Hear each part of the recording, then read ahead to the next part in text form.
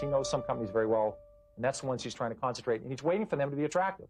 When they're overpriced, he says, I'll wait a little while, and maybe something will happen internally or externally, cause the whole market to go down or inside the company. Then he jumps in. So he's sort of like a dove flying over the battlefield with a big check. You know, he's waiting for something to happen.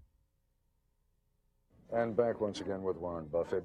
It seems to me that you are the very opposite of the typical internet investor today.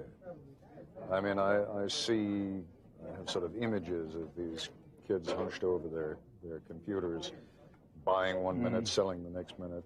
That's not you. I don't have a computer at the office for me. I mean, there for other people there, but not me. You don't use a computer? I don't have a computer. I use it at home to play bridge, but I don't use it in the office. Because? It's of no utility. I mean, all I'm trying to do is buy a piece of a business at an attractive price, and the computer doesn't tell me how to do that.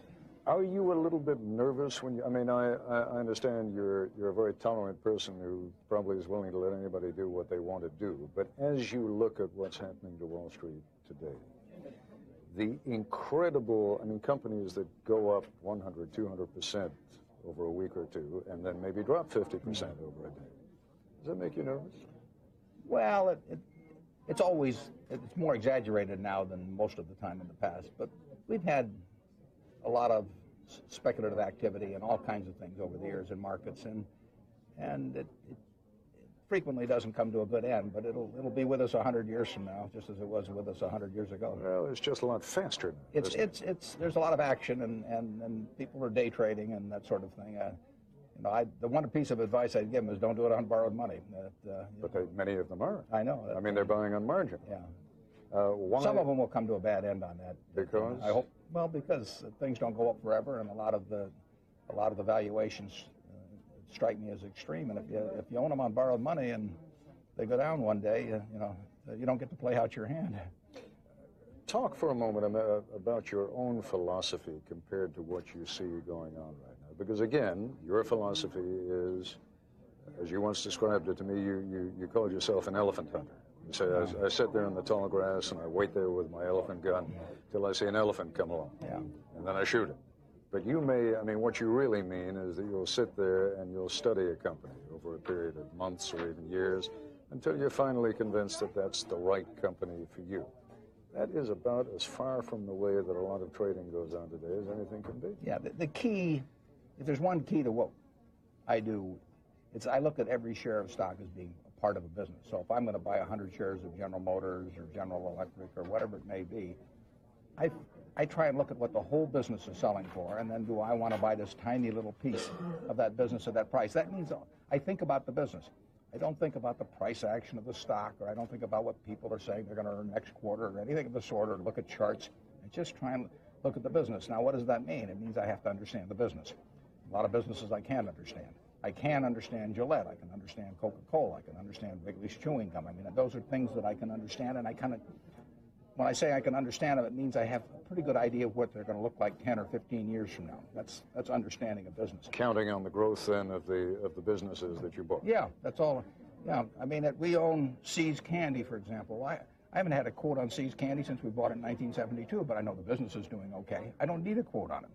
And, people manage to live through Saturday and Sunday without getting quotes on their stocks. If the stock exchange closed for a year or two, for a real investor, it wouldn't make any difference. I sometimes have the feeling, as I look at the stock market today and investment as it is carried out today by so many millions upon millions of people, that to some degree we're engaged in a bit of a pyramid scheme here. That, as long as everybody keeps putting money into the market, it's going to do well, but one of these days somebody may say, whoa, bad idea. Am I being silly about that? No, if we had a town and there were 100 people and we all had 100 houses, we all agreed to sell our house to each other at the end of each year up 20%. We kept doing that, we'd all feel very prosperous, and the problem would be is when somebody left town, and then we'd have 100 houses for sale, and one extra house for sale, and we'd find out what the houses were really worth at that point. Is that and of course when Warren Buffett talks, a lot of people listen. Is that part of what's wrong with the market today? No. What happened is, over the last 15 years, stocks have gone up terrifically, in fact, since 1982. There have been two very important drivers of that. One is interest rates have generally gone down, and return on equity in businesses have gone up. Those are very good reasons for stocks to go up.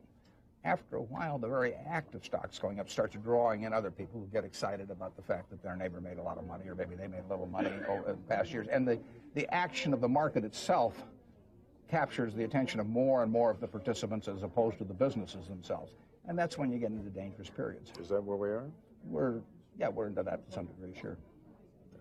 How dangerous a period is it? You never know. I mean, you know. No, of course you never know, but...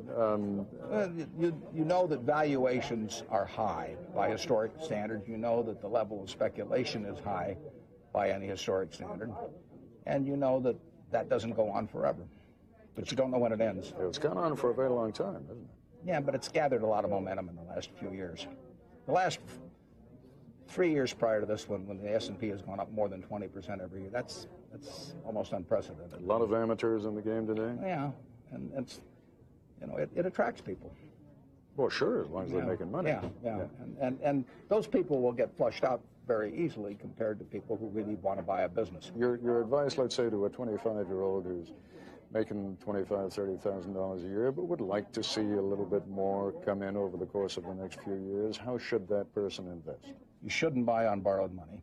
You should pay off all credit card debt before you buy, because any securities, because you're paying 18% on credit card debt, and you're not going to make more than 18% a year in the market. Then, if you want to pick stocks, stick with the things that you understand and look at them as businesses. If you just feel you want to own a part of American business over a period of time, you just put a little money in every month for the next 30 years into some sort of a group of stocks, maybe an index fund. Let's take a short break, and when we come back, I'd like to talk about the use of money. I mean, Sure. what money can be used for. Okay. Back with Warren Buffett in a moment.